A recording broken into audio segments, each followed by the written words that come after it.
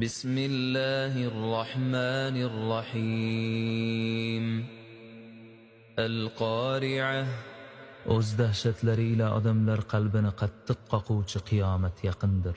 ما القارعة O'sha qattiq qoquvchi nima? وما أدراك ما القارعة Uning nimaligini qayerdan bilasiz?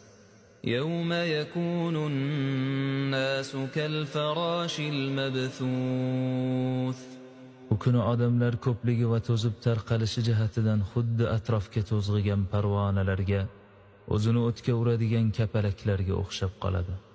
وتكون الجبال كالعهن المنفوش Tog'lar titilgan har xil rangli yunglar kabi havoda uchib yuradi.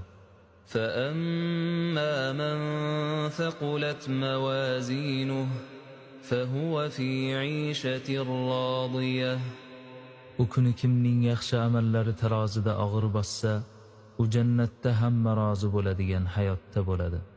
وأما من خفت موازينه فأمه هاوية Kimning yaxshi amallari tarozida yengil kelib, yomonliklari bosib ketsa, uning joyi hoviya, jahannamdir.